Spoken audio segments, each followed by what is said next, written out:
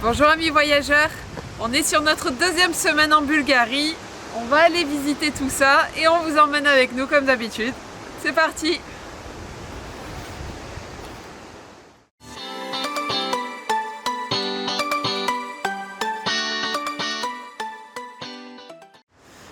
Actuellement, on visite les jardins et les palais de la Reine Marie de la Roumanie. Cette région était à l'époque, début du XXe siècle, en Roumanie.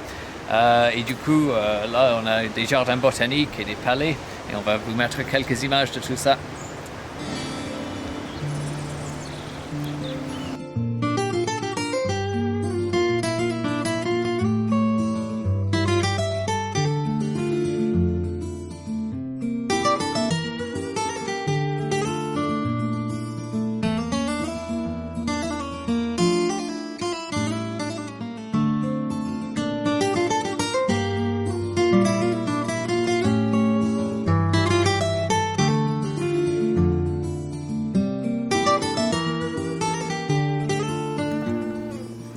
Voilà, j'espère que vous avez aimé ces quelques images de ce palais.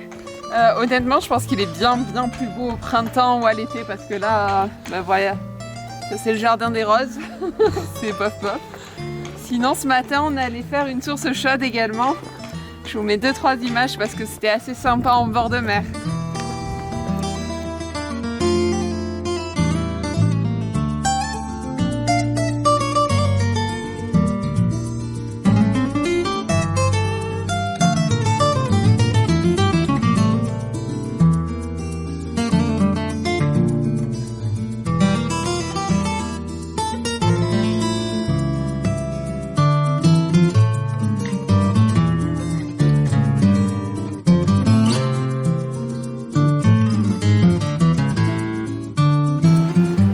Bon, petit spot au bord de la mer Noire. Vous reverrez plus d'images de ce spot sur la conclusion de la Bulgarie. Mais je tenais à filmer cet endroit parce que à partir d'ici, nous allons dire nos adieux au bord de mer. Mer au pluriel parce qu'on en a fait plusieurs. Mais c'est la dernière fois qu'on sera en bord de mer. À partir de maintenant, on va partir uniquement dans les terres, vu que notre prochaine destination sera la Roumanie. Et nous ne comptons pas aller sur la côte en Roumanie, on va se limiter à la montagne, aux Carpates. Et retour en France derrière par différents pays dans les terres. Donc voilà. Bon, je suis contente qu'on ait fait un joli spot en bord de mer pour célébrer cette dernière soirée en bord de mer. Allez, on continue la route.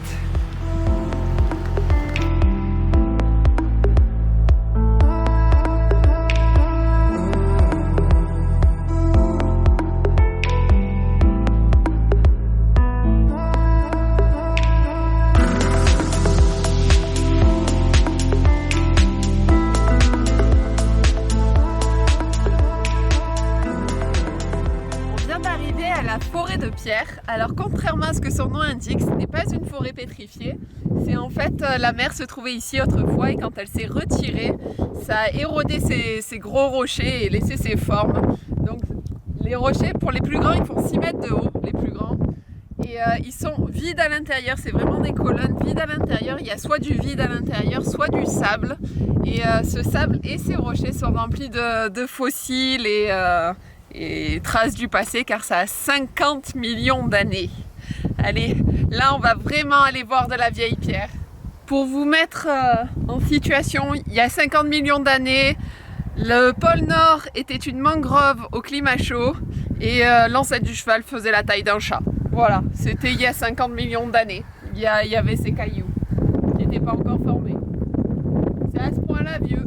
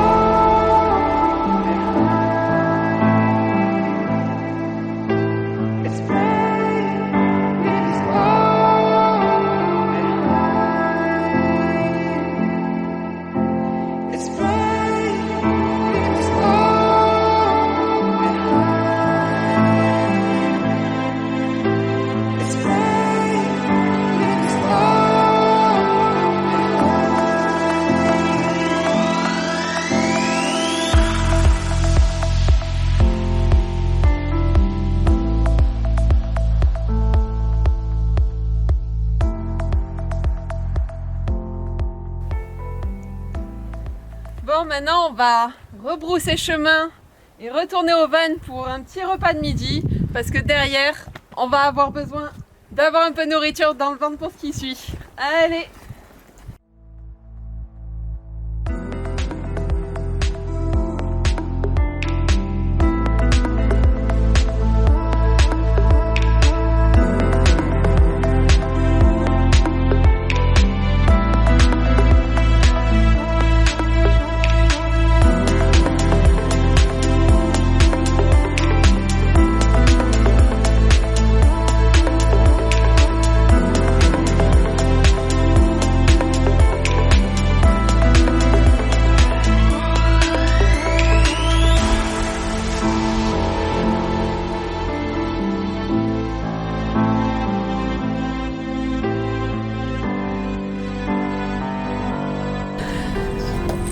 Donc vous l'aurez compris avec les images, on a visité un vignoble en Bulgarie. J'ai un bonbon. Parce que peu de gens le savent, mais la Bulgarie est en fait un pays qui fait énormément de vin. Ils sont très bien cotés désormais dans... Oh, la route est très mauvaise. Dans le marché mondial du vin, ils font du très très bon vin. Donc cette semaine, on va essayer de visiter quelques vignobles.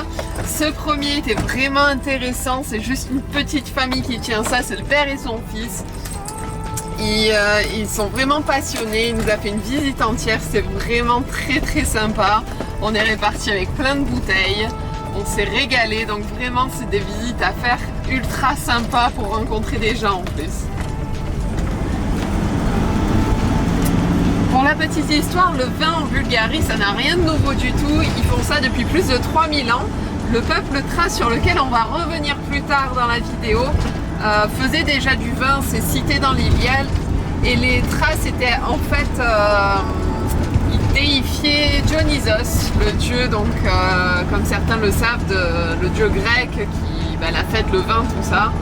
Et du coup, ils étaient vraiment très portés sur le vin. Donc le vin, c'est une grande histoire en Bulgarie.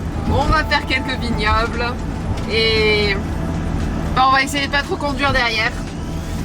Allez, on va à notre prochaine destination que j'aperçois là au loin. Ça a l'air bien cool, hein. Ça a l'air très sympa cette destination là.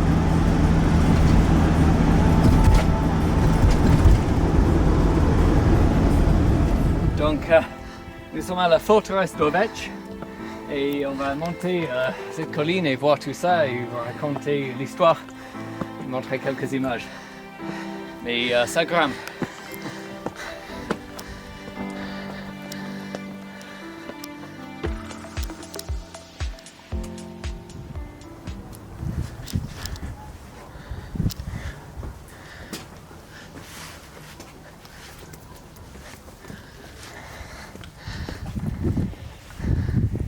Donc en fait, il y a un énorme escalier qui monte de la ville tout en bas jusqu'au château.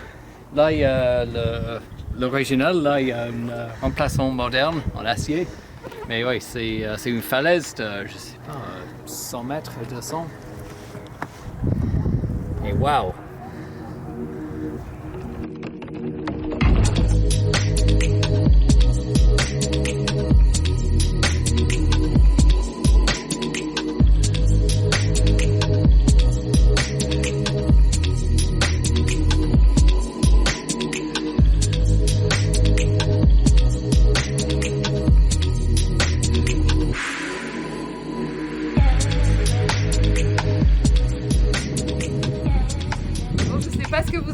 Mais ce pont, franchement, il est classe sur la falaise comme ça, donc on va aller le traverser, juste pour le principe. Et honnêtement, aujourd'hui c'était une super journée, hein, entre la forêt de pierre, la cave à vin et maintenant ça. Vraiment très très bonne journée, on va aller se poser avec le van et continuer nos visites à notre jour. Si tous les jours pouvaient être comme ça, pouf!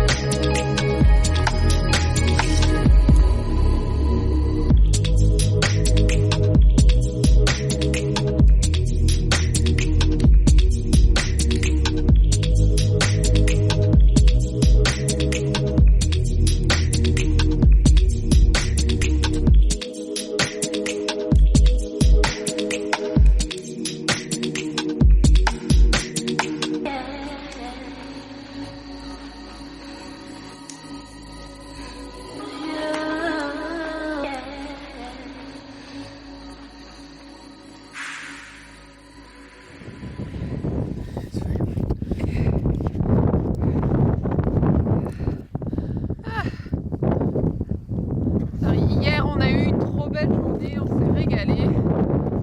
Et on est en t-shirt. Et là, ben voilà, il pleut, il fait pas beau, il y a du vent, il fait froid. C'est le retour de l'hiver. Voilà, la caméra est bien mouillée. Franchement, on va faire vite et se rentrer, je pense. Bon, on a vraiment fait un tour très très rapide de Pliska. Après, niveau archéologique, il n'y a pas énormément de choses à voir non plus. C'est surtout l'histoire qui est intéressante. Mais là, il commence à neiger. Hier, on était en t-shirt et en tongs. Et là, il neige. Donc, je pense qu'on va s'arrêter là pour aujourd'hui. On va aller se trouver de quoi faire l'eau et se poser. Et on bougera plus. Parce que là, vraiment, on sort plus, quoi. Il fait trop froid.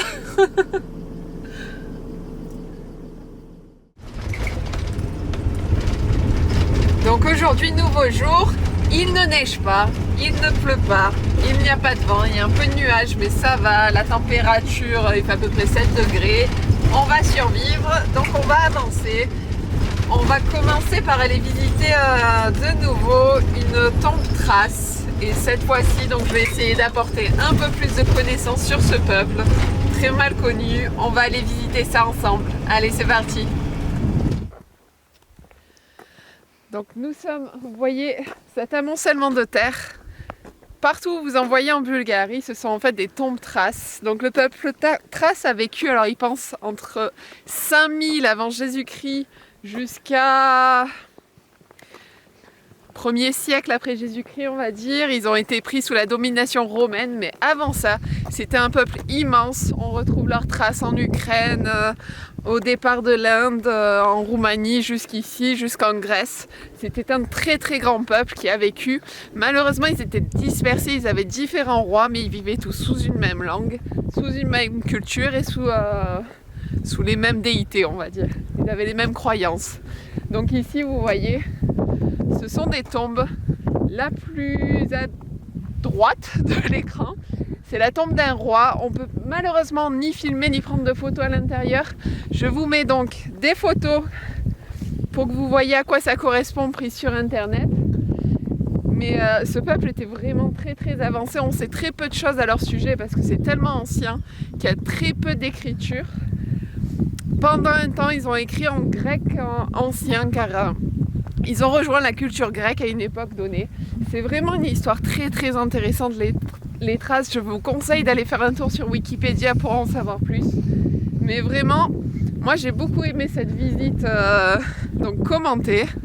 Ces tombes-là sont datées du XIIIe siècle avant Jésus-Christ, 3e siècle avant Jésus-Christ.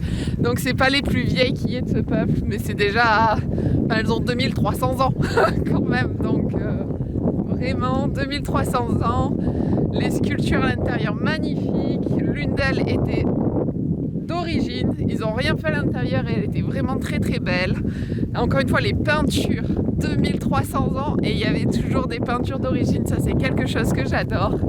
Je ne vais pas vous la faire plus longue, je voulais juste donner des détails sur ce peuple qui est très important donc dans la culture bulgare. Et on avance sur les prochains spots.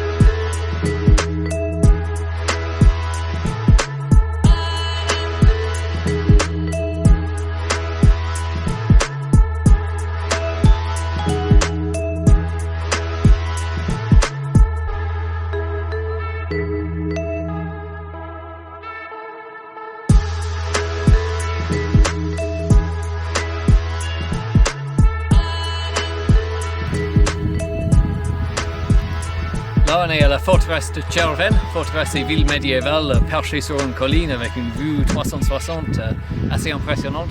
Il y a pas mal de vestiges, surtout d'églises, mais aussi de fortifications, de maisons et tout ça. Oui, c'est pas mal.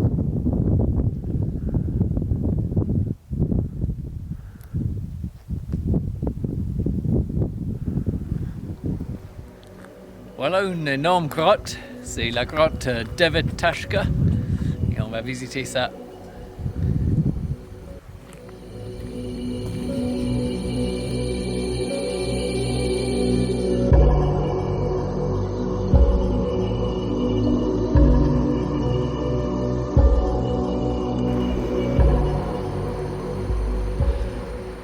Alors on ne peut visiter que l'entrée de la grotte qui est le plus impressionnant de toute manière parce qu'il y a ici 15 espèces de chauves-souris qui hibernent. Alors là, vu les traces de guano et que je les vois pas au plafond, on est début mars, je pense qu'elles hibernent plus.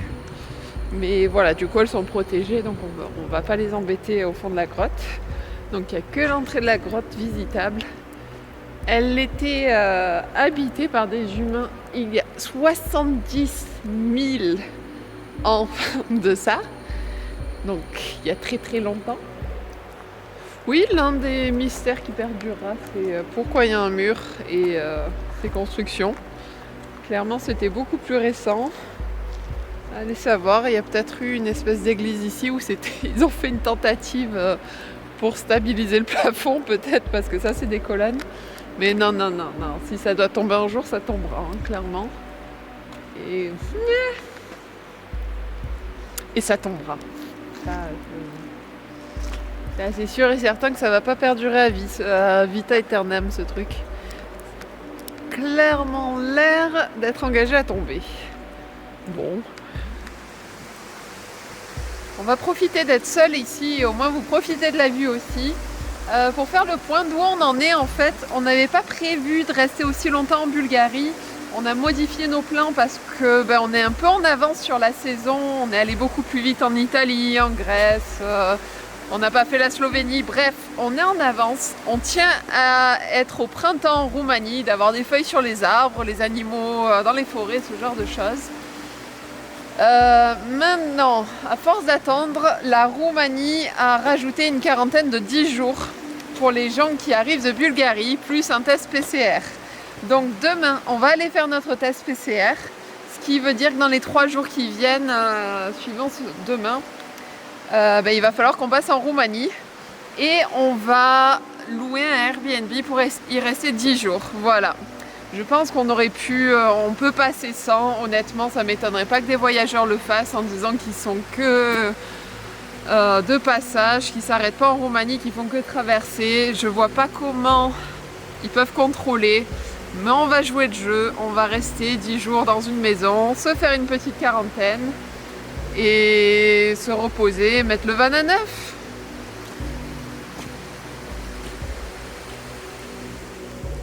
Voilà, deuxième jour, deuxième grotte, c'est la grotte de Prohodna, qui s'appelle aussi la grotte des yeux de Dieu. Voilà pourquoi.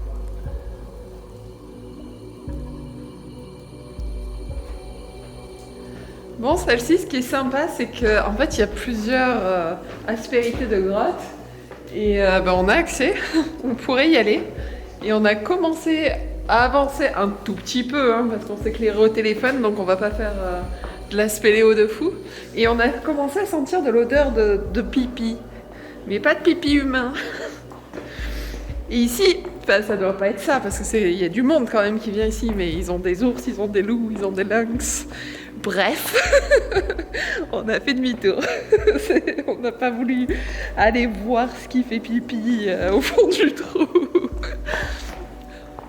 Mais c'est pas mal. Il y a plein de grottes à explorer ici. Plein. C'est plein de trous. Et pas des petits. Allez. La lumière du jour.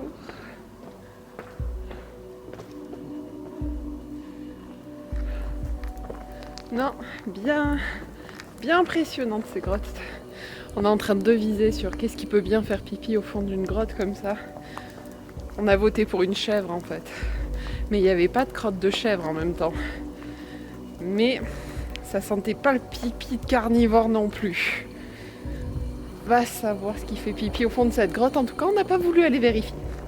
Pas la lampe de téléphone. Et à la fin de l'hiver. On sait jamais.